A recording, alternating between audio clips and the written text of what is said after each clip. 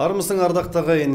Бұл жердегі пікірге біреу қарсы, біреу жақтас, эфирде мәдени подкаст. Сонымен бүгінгі алып отырған тақырыбымыз көңіл тапқырлар клубының жастар мәдениетіне қосқан үлесі, яғни КВН-нің жастар мәдениетіне қаншалықты үлесі бар. Тізгіншілер біздер, Жанжігіт Омархан және Думан Мұхаммедқали, сондай-ақ ортамызда спикерларымыз Қазақстан КВН одағы Республикалық жастар қоғамдық бірлестігінің атқарушы директоры Рүстем Елжан мырза, қош келдіңіз. Және Жайдарманның техникалық директоры, көркемдік жетекшісі Ринат Елеусіз мырза.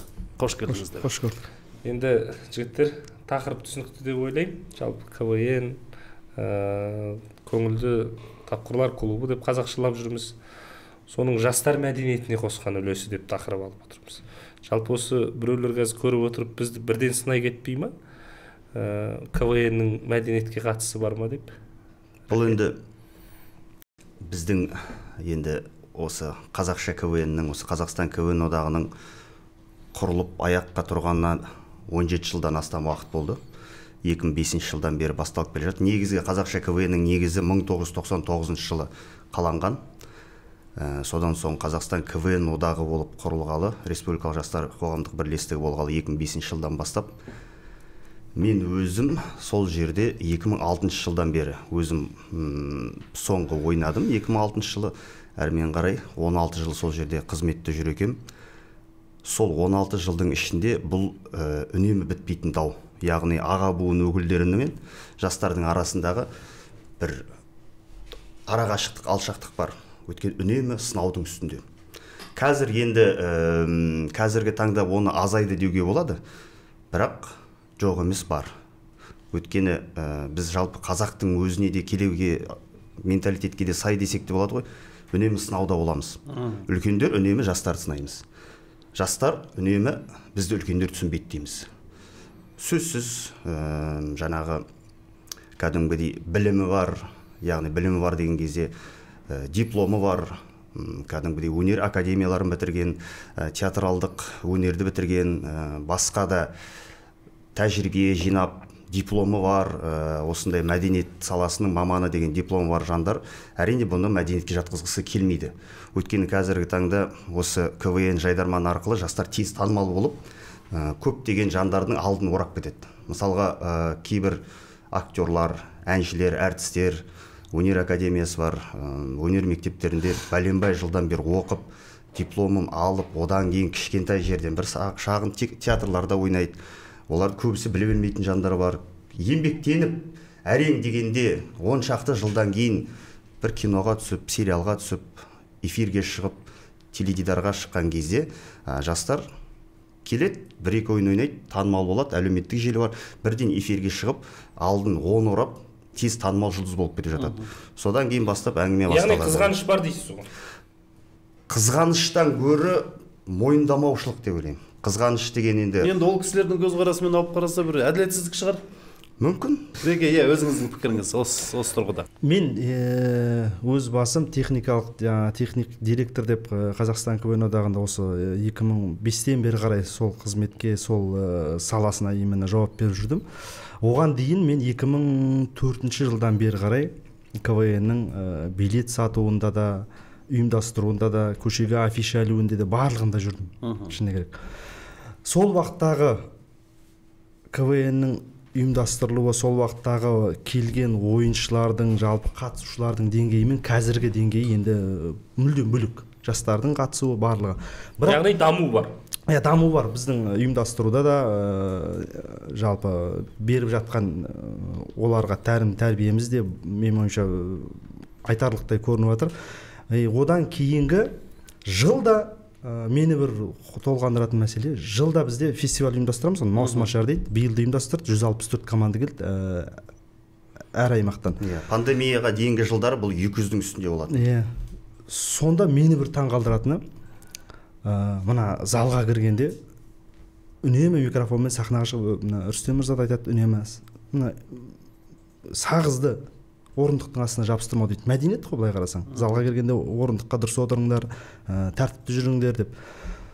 Жылда қайталанатын нәрсе. Мен соған таң қаламын. Жылда келген командаларға барынша үйретіп жібереміз, бірақ ана жаңадан келеді ғой. жаңадан келгеннен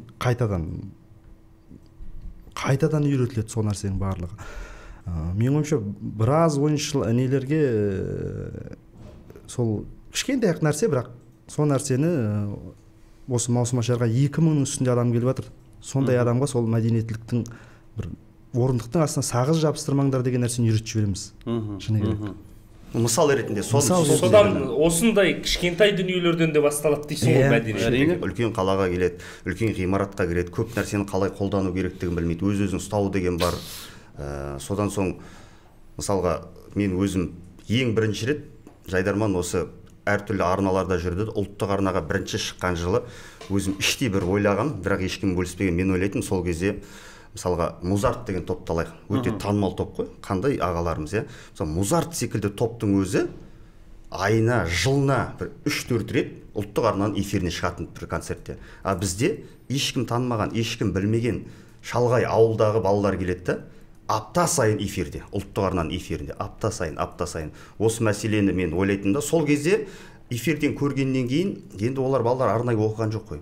Сахна мәдениетін енді көріп жатыр. Өз-өзін ұстау бар, сахнада жүріс-тұрыс бар, дикция деген мәселе, сосын көше сөзі бар, ауызекі тілі бар, сахна тілімен сөйлемейді ғой. Сол орайда енді әрине бірден келгеннен кейін, әр кетсе 2-3 күннің ішінде оларды супер талантты актер қылып шығара алмаймыз, оған уақыт керек, уақыт өте келе тәжірибе жинаған соң әрине жақсы бір жетістікке жетеді. Бірақ бір жас балалар шығып, талпынып барынша өнерлерін көрсетеді. Әрине енді олқылықтары сөйлеу мәдениеті жаңа. Дикцияның жоқ. Сіздер айтып отырғанды түсінемін. Сіздер мынау ұйымдастырушылық тараптан қарап отырсыздар да, көп жағдайда. Бәріміз ауылдан шықтық. Бәріміз шалғай ауылда өстік. Сондықтан қазір мына бізді көріп отырған көрермендер түсінбей қалып жүрмес, ауылдың балаларын жамандап отырған жоқ. Біздің бүгінгі осы подкасттың да мақсаты міне сіздердің Жайдармандарыңыз, тағы да басқа да осындай мәдени қоғамдық бірлестіктер бар ғой. Осындай бірлестіктердің негізгі мақсаты қоғамдағы міне сондай жастарды тәрбиелеу. Қазақ жастарының солардың алқын-жұлқын жетіп келген баланы дұрыстап дұрыс жолға салу. Енді бүгінгі тақырыпта орынды осы тұрғыдан айтқан кезде, себебі Жайдарман жаңағы Қазақстан КВН одағы өз функциясын жақсы атқарып келе жатыр. Сіздерден шыққан азаматтар бір жүрміз. Олар собеті жаңағы сіздер айтып отырғандай ауылдан келіп сахнаға шыққан кездегісі қандай, одан кейін финалға дейінгі жеткен ойындарда екі бөлек.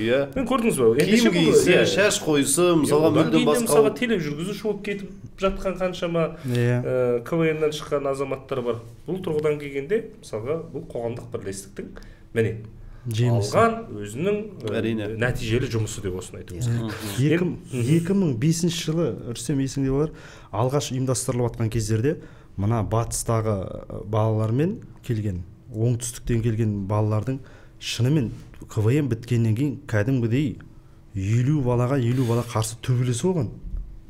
Конгресс қолдың жаңағы қырғын жағдайлаған. Өйткені мәдениет әр жақтың менталитеті бөлек, сөздерін көтере алмай қалады, сондай дүниелерді болған енді. Жалпы бағанағы басындағы сұрақ бойынша осы мәдениетке қандай үлес қосып жатыр, аға буын кәдімгі өзінің дипломы бар, мәдениет саласын жүрген жандардың мойындау деген тақырып осыған келетін. Өйткені басында келген кезде олар әрине минустар көп қой. Сол басындағы минустарын көріп алады да, әрмен қарай соны үлкен шар қылып үріп, бұны керек емес, жастар өздері айтып өздері күледі, ешқандай мәдениет жоқ, сахнада өздерін ұстай алмайды дейді. Бірақ оны кейін, сол басында кішкентай келгеннен кейін өскендегісін байқамайды дәрежеге, қандай дәрежеге жеткен. Басындағы кішкентай минусын көріп, содан әңгіме алады. Мысалға Жайдарман басталған кезде алғаш қанша команда болды? Ең алғашқы маусымда 5 команда ма болды ғой? 5 команда финалға шыққан, 16 ма команда ғана қатысқан. 16 команда өтініш білдірген. Қазір мысалы қарап отырсаңыз, қатысып отырғандар бір маусымға 164 команда Астанаға келгені. Тіркеліп келе алмай қалғандар қаншама әлі? Тіркелгендер ол пандемияға енді 2019 жылы басталды пандемия. Соның алдындағы мысалы 2017-2018 жылдары рекорд болған, өйткені ресми Жайдарман KZ сайтына 500 емес өтірік айтамын, 603 па команда тіркелген. Бірақ Астанаға соның 264-і келді. 264 команда келді. Бүткіл аймақтан. Оның 90%-ның демеушісі жоқ. 90%-ы өз қалталарына кредит алып келгенде командалар болды. Және оған оларды ешкім жаңағыдай қинап әкелген жоқ. Жүріңдер, барасыңдар деп, келсең де келесің, келмесең де келмейсің деп кәдімгідей итермелеген жоқ. Өздері қызығып осыған келді. Жақсы. Рүстем мырза, енді және айтылып жатыр ғой, сахна мәдениеті балалар келгеннен кейінгі тіпті әзілдің мәдениеті келіп өздерінің алып келген әзілдерін дүзеп, жөндеп, қырқып, сахнаға, эфирге әзірлейтін сіздерсіздер ғой. Ендігі осы деңгейдегі өсу қалай байқалады? Бұл енді барлығы келетін әрқайсысы бір үйдің еркесі ғой. Әрбір үйдің еркесі, сосын жалпы Жайдарманда командалар қандай балдардан жиналады, жаңа айтары бар, былайша айтқан кезде өзінің пікірін жеткізе алатын характер бар, сондай балдар жиналады, пысық балдар. Сценарийін алып келеді, көрсетеді, ішінде айтасың ғой, мынау болмайды, мынау өткені былай, мынау болмайды, өткені былай, алып тастайсың ғой. Сосын тұрады, неге былай, братан, қалай, біз дайындалдық қой, нормально бұл деп. Саған сен редактор ретінде жоқ деп тұрасың, жоқ, ашуланып, ызаланып. Алғашқы редакторлық жұмыстарда бастапқы кезде өте қиын болатын. Әркім біреумен деген ренжіс, әркім біреумен арпалыс. Сөйтіп келген қиындықтар өте көп болды командалардың. Андай да дүниелер болды. Содан кейін барып біз шара қолдана бастадық. Редакторлық жұмыста болмайды деген әзілдерді алып тастайсың, сахнаға шығады, оны қойып жібереді. Сосын шыққаннан кейін оны неге қоясың деп.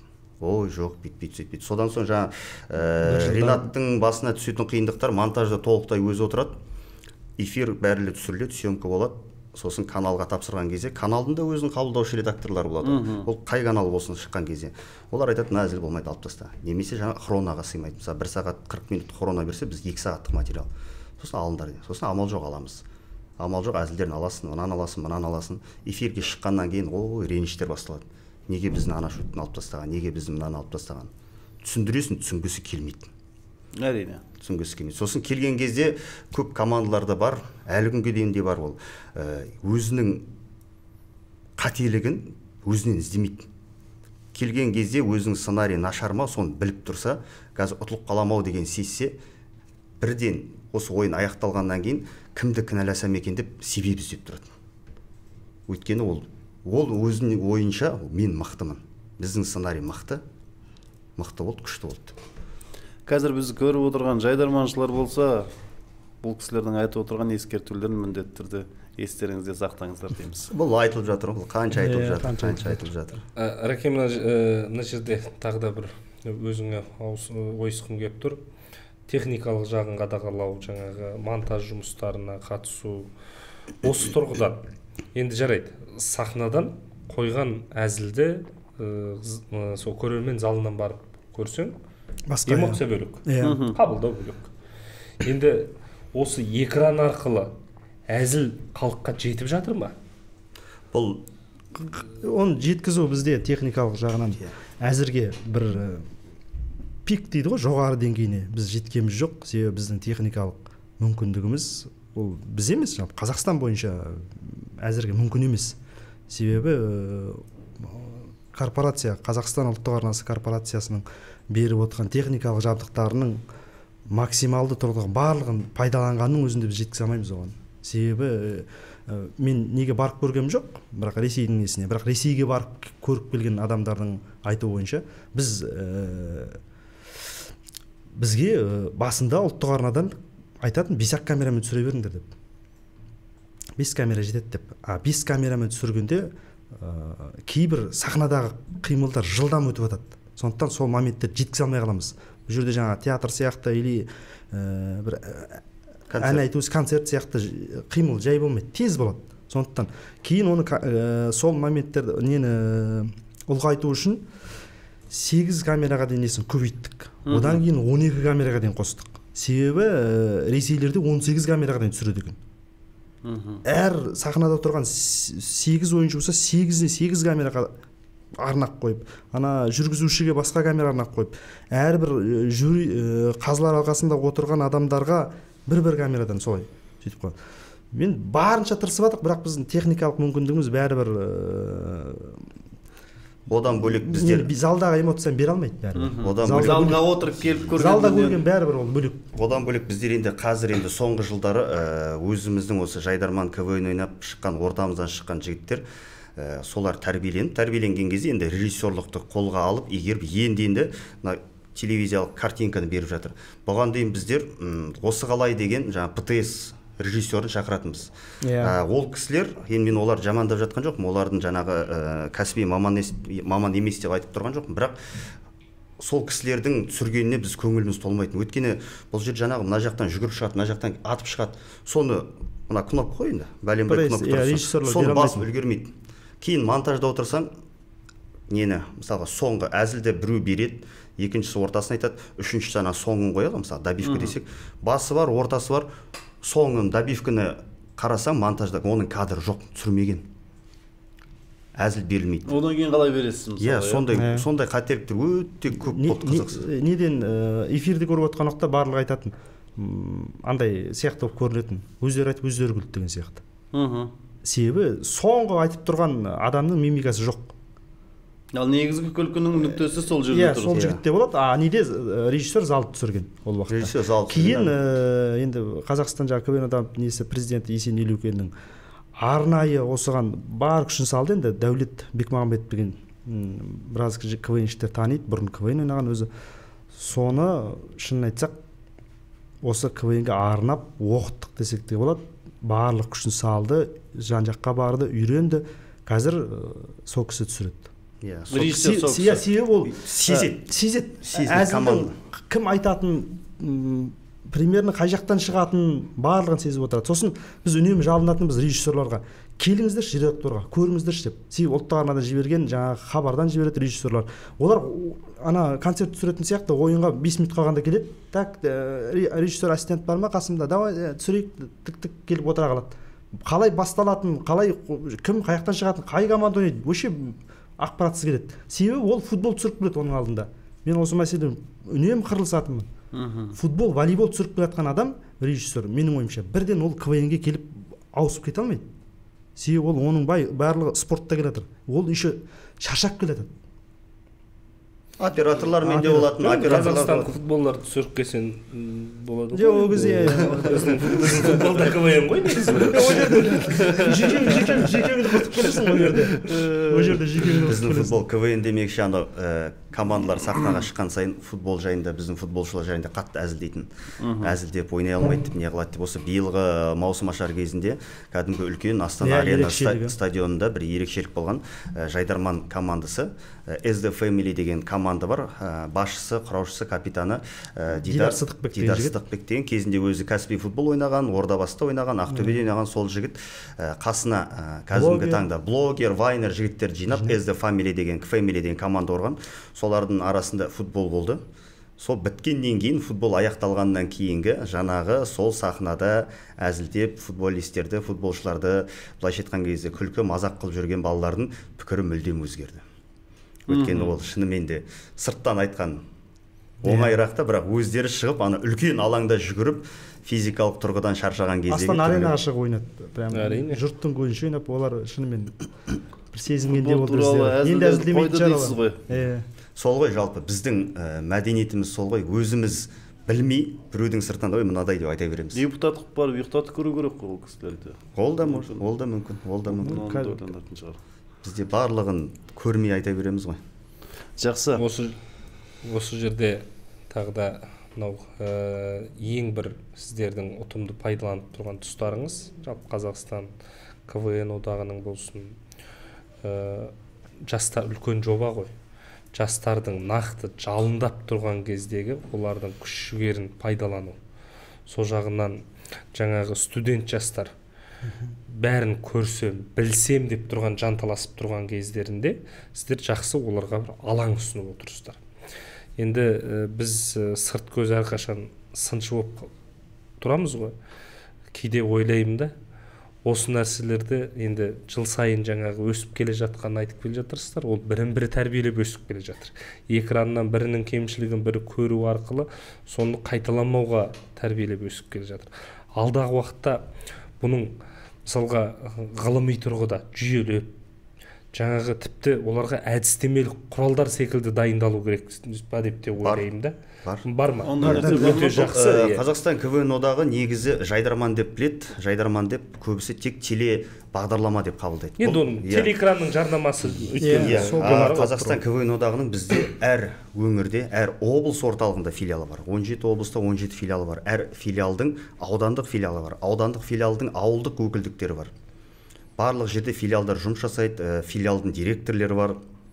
Негізгі осы Қазақстан КВН одан құраушы сол филиалдар.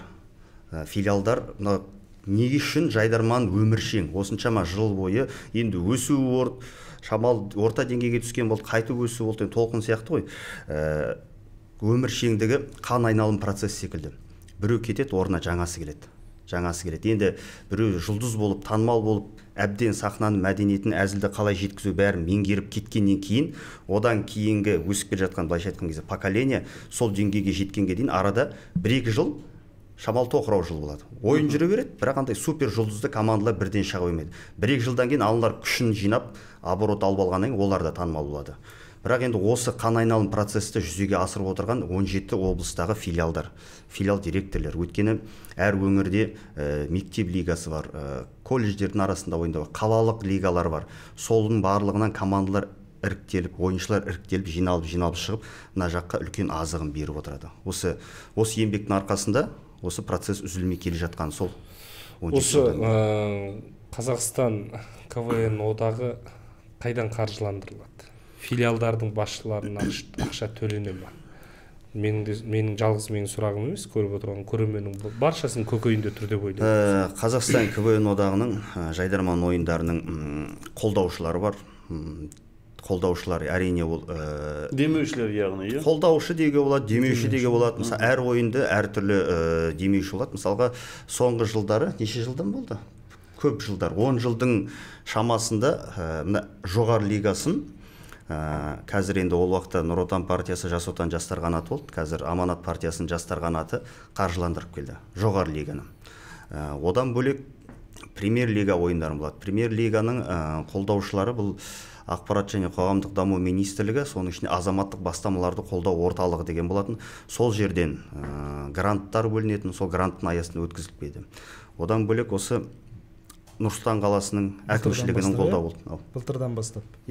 Бұған дейін де болды. Бұл әкімшіліктің қолдауы болды. Жергілікті ойындарды, арнайы кубоктарды қолдап келеді. Жыл сайын және де үзілмей өткізіліп келе жатқан жоба бар, ол Елорда кубогы деген. Сондай кубоктарды жоқ, бұл жекелеген жобалар ғой, ал жәнегі мысалға әр жалпы Қазақстан КВН одағының бір ғана ұйым, бір ғана министрлік немесе бір ғана әкімдік қолдамайды. Бұл жерде жайдарманның ойындары сатыға бөлінеді. Ең жоғары саты жоғары лига. Одан кейінгі саты премьер лига. Одан кейінгі саты орталық лига, бірінші лига, қалалық лига, мектеп лигасы бар.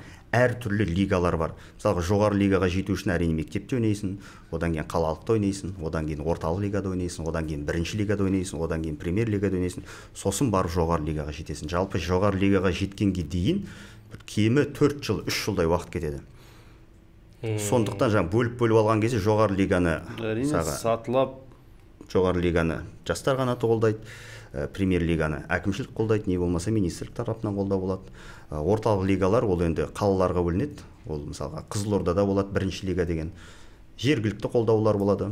Филиалдардың жергілікті әкімдіктерінің қолдаулары барлығында бірдей емес.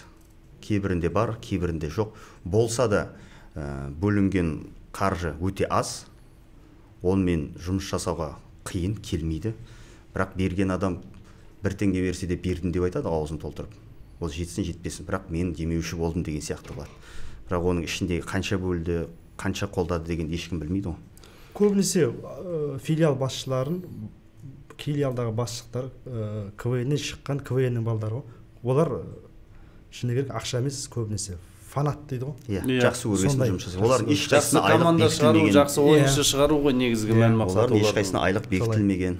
Бастапқы кезде жайдарманға, КВН ойындарына билеттер сатылатын. Енді қазір билеттер сатылу ондай жоқ. Көп кездеспейді сатылу дегенде. Ал жалпы бұл КВНнің өзіндік тек қана өз ішінде ойнау арқылы ғана балалар өсе ме, әлде Женеги жан жігіт айтып отырғандай бір методикалық құрал немесе оларды бір оқыту деген секілді нәрсе жағынан қаралмай ма бұл нәрсені? Методик құралдар шықты, бар жайдарманның еті мен сорпасы деген атпен шыққан болу керек, қателеспесем. Негізін құраушы Қасиет Кәрім деген жігіт жазған болатын.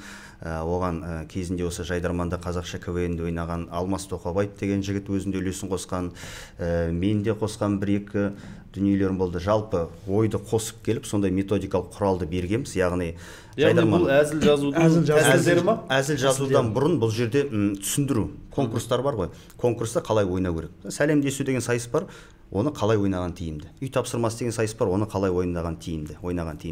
Ал енді мынау әзіл жазуды үйрету деген жағынан бұны енді методикалық құралға, кітапқа жазып бергеннен оны бірден түсініп кете алмайды.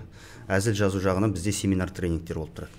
Ылғи да семинар тренингтер өткізіп тұрамыз. Дамыту үшін дейсіз. Дамыту үшін, түсіндіру үшін барлығына міндетті түрде семинарлар өтіп тұрады. Биылғы фестивальдің бір ерекшелік біз мына Сәлем Social неше түрлі продакшндар бар ғой. Сол продакшндардың қазір мына веб сериалдар шығарып жатыр. Солардың барлығында авторлар Рүстем біледі, барлығы жайдарманшы деп айтса болады, КВН-де шыққан. Ол тек қана Сәлем Socialда емес. Жоқ, несін айтып жатырмын? Қазіргі енді танымал болып тұрған әрине қазір жұрттың алдында жүрген солар ғой. Біз биыл фестивальде Маусымашарда сол Сәлем Socialдың бас продюсері, КВН ойнаған жігіт, соларды алып келіп, жалпы ауданда тұрып та қалай сериал түсіруге болады, ютубқа қалай контент жасауға болады, соларды үйреттік. Сол Сәлем Socialдың кәдімгі продюсерлерін алып келіп, жоғары недегілер авторларына келіп, жайдарманшыларға сабақ өткізіңіздер, тренингтер, семинарлар. Одан бөлек сол белгілі бір деңгейге жеткен бірнеше жігіттер бар, қазір автор сценарист болып жүрген. Соңғы кезде шығып жатқан үлкен кинотеатрларға шығып жатқан, ютубқа шығып жатқан веб сериалдар болсын, мини сериалдар болсын, телеарналарға шығып жатқан сериалдар болсын, 90%-ында дерлік, 90%-ында осы қазақша КВН-нен жайдарманнан шыққан жігіттер барлығына сценарий жазушы. Сұраныс өте көп. Күні кеше ғана бізде жоғары лиганың редакторы бар, Элдар деген жігіт, Семейдің жігіті. Сол бір әзіл деп айтқан болатын, өзіміз шәшіп жатқан кезде. Қазір көбінесе Алматыда ғой, түсірілімнің көбісі жаңа қызып жатқан жер ғой, Алматы қайнап. Алматыда қазір деген ноутбугын салып аласың да, рюкзагыңды іліп алып, питак деген болады ғой. Питакта тұрған сияқты тек көшеге шығып тұрсаң болды, тек алып кете береді дейді да. Сценарист керек. Барлық тақырыптарды жазады. Ол тек қана әзіл форматтағы жобаларға емес, кез келген тақырыпта сценарий жазады. Кез келген тақырыпта жігіттер сценарий жазады. Сериалдарға өміршең қазіргі түсіріліп жатқанның барлығына дейсіз ғой? Барлығына. Мен өзім толық айта аламын, соңғы 4-5 жылдың ішінде шыққан менмін деген жоба болсын, кино болсын, ол концерттік бағдарлама болсын, теле жоба болсын, барлығын осы біздің жігіттер жазып жатады. Оның ішінде барлық телеарналардың жаңа жылдық кештері болады, наурызға арналған кештер болады, барлығында жүреді. Сол жас командалар сол ағаларынан үлгі алады, сабақ алады. Міне, жайдарманның кімде жүр балдар? Ирина Қайратына да танымалдарында. Алдош, кім тағана бана? Алдияр бар, кімдерде? Авторлары өздері ән айтады. Соның ішінде соңғы шыққан туындылары керемет. Бірақ енді бізде көбінесе мен өзім редактор болып жасағаннан кейін өзім бір қазір бұрын біз балаларға КВН ойнауды, жайдарман ойнауды үйрететін едік сахнада. Былай тұрасың, бүйтесің, сөйтесің деп. Қазір біледі. Қазір формуласын барлығын біледі. Толықтай шығады. Тып-тиянақ киімдерді дұрыс, сөйлегендерді дұрыс. Тек әзілдерін ғана қараймыз дейсің ғой қазір. Тек әзілдерін қараймыз ғой. Әзілдерде тақырыптың мысалға бізде ойын бола ма, ойын біткеннен кейін ішіп пысатын адамдар көп па, міндетті түрде Фейсбукқа неге жазып жатады, жайдарман болыпты, мынау не тақырып, мына жеңіл тақырып қой, неге осыларды эфирге шығарады, неге эфир береді деген секілді ғой. Солардың ешқайсысы келіп, жігіттер мындай бір тақырып бар, қозғаңдаршы деп ешкім айтпайды. Енді ол бала ғой. Бізде жайдарманның енді жоғары лига эфирге шығып жүрген балалардың жасы әр кетсе 25 жасқа дейін ойнайды. Одан кетті деген 27 жас, 25 жас максимум. 16 жас пен 25 жас аралығындағы бала. Сол 16 жас пен 25 жас аралығындағы баладан бізде үлкен тақырып күтеді. Неге саясатты қозғамайды? Жазып отырған үлкен кісілер ғой өйткен соны. Кішкентай баладан үлкен саяси тақырыпты күтеді. Оның көрермені бар ғой өзінің деген. Мысалға футбол дейміз, бірақ футболды барлығы бірдей көрмейді. Футболдың өзінің көрермені бар. түрік сериалдарында өзін жақсы көретін көрермені бар, әр нәрсенің өзінің көрермені бар ғой. Жайдарман ол жастарға арналған бағдарлама. Сол жерден қарайды, сахнаға шыққан балаға залда отырған еліктейді, немесе эфирден көріп отырған адам еліктейді. Досын көріп отырады дейміз. Иә, еліктейді, сондай болғысы келеді. Мен бірақ үнемі командаларға үйрететінмін. Сен сахнаға шығып ойнадың ғой, саған біреу қызығып отыр. Сен сияқты сенің орнында болғысы келетін мыңдаған адам бар. Сен сахнадан міндің, сахнадан түскеннен кейін сол сахнадағы мәдениетіңді алып қалшы деймін. Шыққаннан кейін жаңағы өзіңді, сахнада енді көшенің сөзін алып тастаймыз ғой, шыққаннан кейін де соны алып қалшы, дұрыс сөйле. Әй, мәй деген әңгімені қой, боқтық сөздерді араласпа, үлкенге деген жаңағы кішіпейілдігіңді азайтпа. Осылай өзіңді әдемі болып жүрсіз. Міне жайдарманның жастарға беріп отырған жастар мәдениетіне қосып отырған үлесі әрине.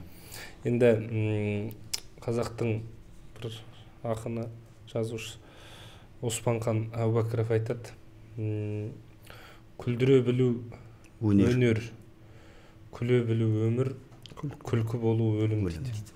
Енді күлкі деген тақырып жаңағы өзің Рүстем жақсы айтып отырсың. Бұл түсінген адамға жеңіл тақырып емес.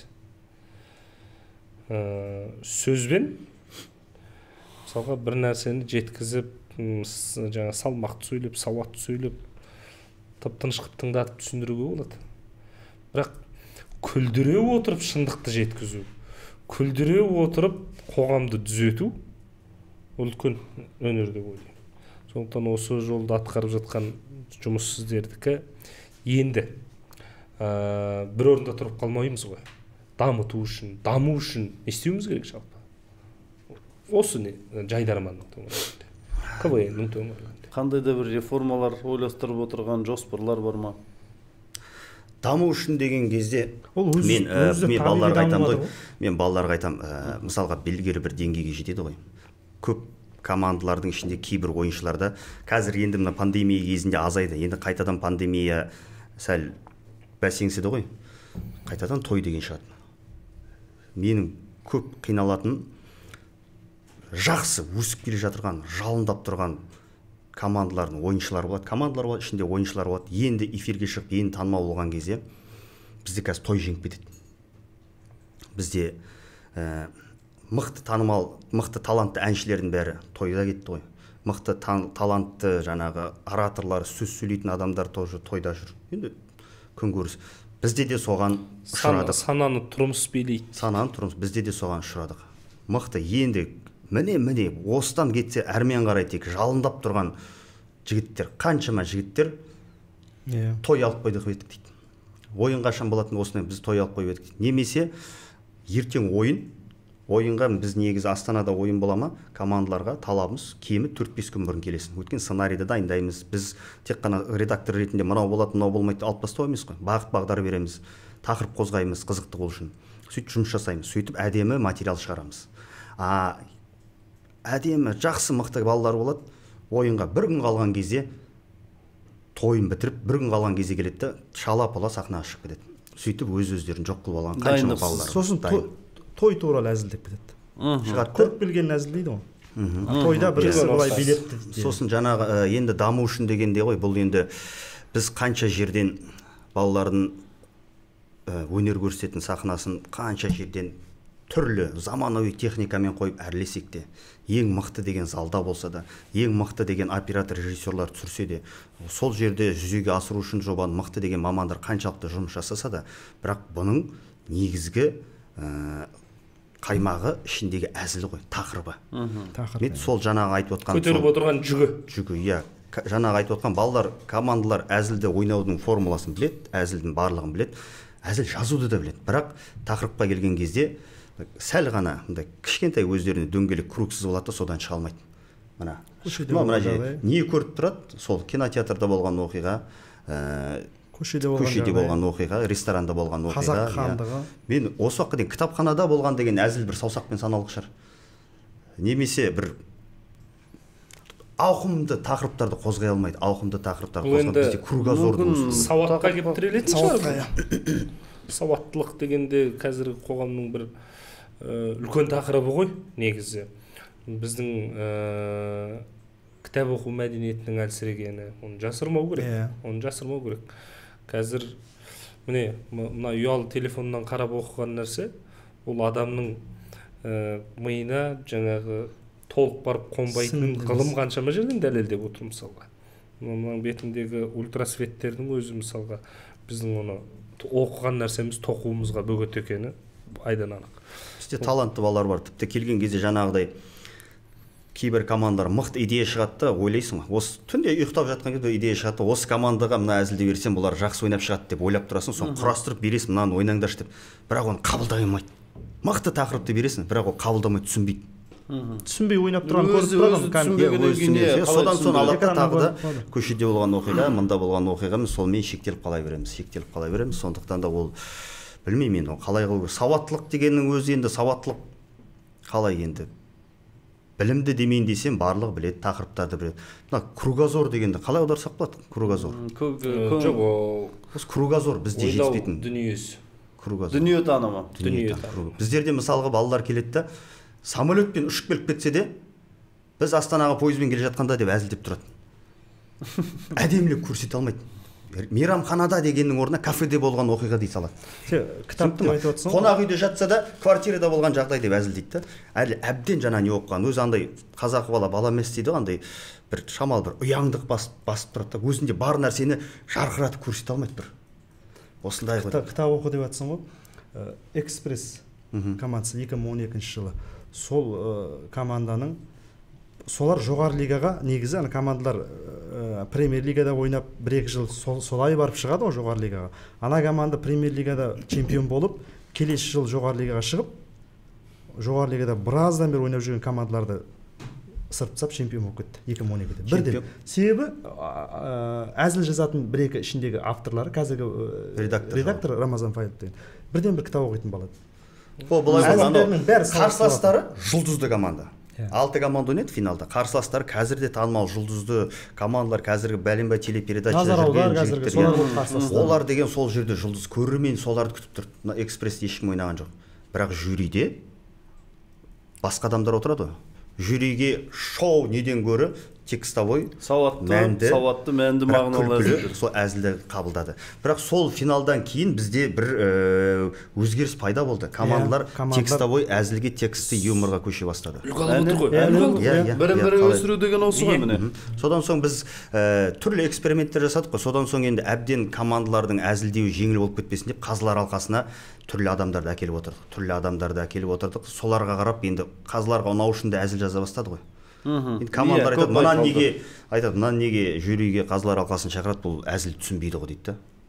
Әзілді түсінбегенмен оққан адам ғой, ол да ақымақ емес қой, түсінеді ғой әзілді.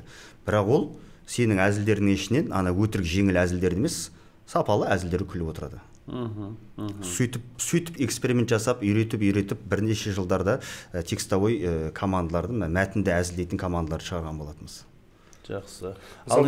Әзіл ұрлау қаншалықты? Әзіл ұрлау деген осыған қандай тосқауыл қоя алып жатырсыздар? Бізде енді одан кейін мысалға біреудің ойнағанын, басқа бір жерде ойнағанын сіздердің алдарыңызға алып келетін жағдайлар бола ма? Біздегі редакторлардың, мен басында редактор болдым, бастапқы кездегі редактор жұмыстың бірінші қызметіміз негізгі сол болды. Ол кезде команда әзілдерді әкеледі.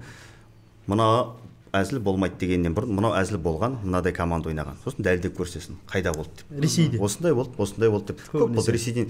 Ол бір әзілді қазақша аударып ойнай салады. Одан бөлек штамповка деген бар да. Сол әзілдің негізін ала салады да, сәл өзгертіп қоя салады.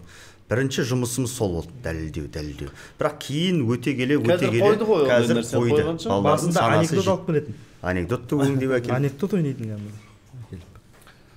Енді шынымен де жігіттер бүгінгі әңгіме барысында жалпы ол біз айтайық, біз айтпайық, мынау КВН-нің жалпы көші дейді ғой, осы қазақтың өнерінің көш ілгері дамығанын бүгін қоғам көріп отыр.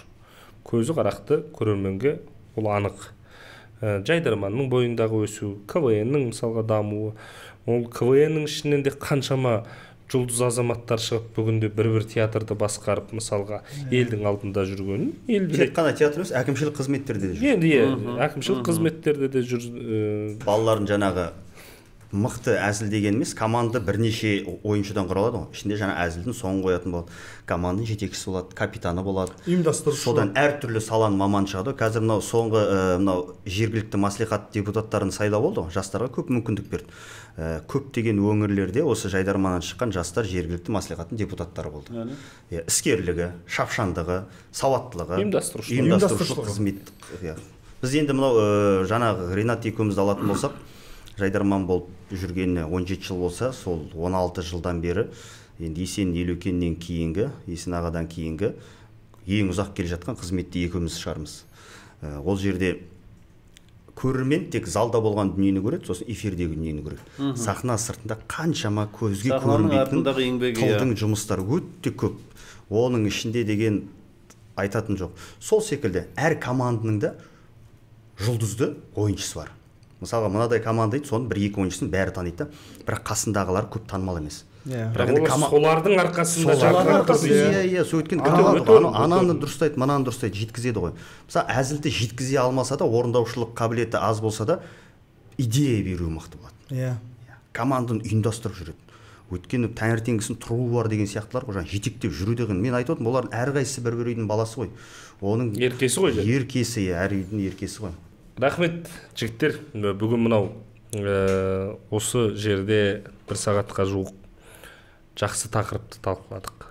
Өздеріңіз күнде ішінде жүрген орта болғаннан кейін көп нәрсесінде мән бере бермейтін шығарсыздар.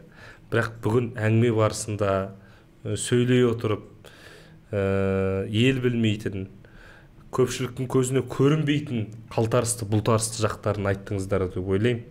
Жұмыс істелген жерде ғана кемшілік болады. Сондықтан кемшіліктер болып жатса, көш ілгері дамыған сайын бәрін түзеле берсін, жұмыс жемісті болсын. Ең бастысы мынау қоғамның қай саласында болмасын, сіздердің атқарып жатқан жұмыстарыңыз жаңағы әр өңірдегі филиалдарымыз деп тұрсыздар. Бұның бәрі бірге келгенде бір терінің пұшпағын илеп бір жүкті көтеріп жүрген азаматтар. Сіздердің ең басты міндеттеріңіз, мақсаттарыңыз ол қазақ жастарының мәдениетін қалыптастыру, қазақ жастарының өзге жолға бұрылып кетпеуіне үлес қосу. Ендеше осы үдеден шыға беріңіздер.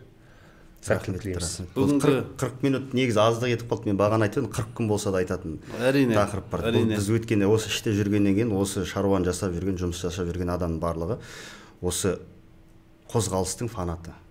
Бір ғана осының басшысы Есен Елеукеннің өзін айтатын болсақ, ол кісіге өзім білем, қаншама түрлі ұсыныстар болды. Бірақ басын бастағаннан кейін соңына дейін бұның ыстығы да болды, салқыны да болды, тоқ кезде болды, аш кезде болды, қаншама қиыншылықтар болды, бірақ соңына дейін жеткізейік деп жүр.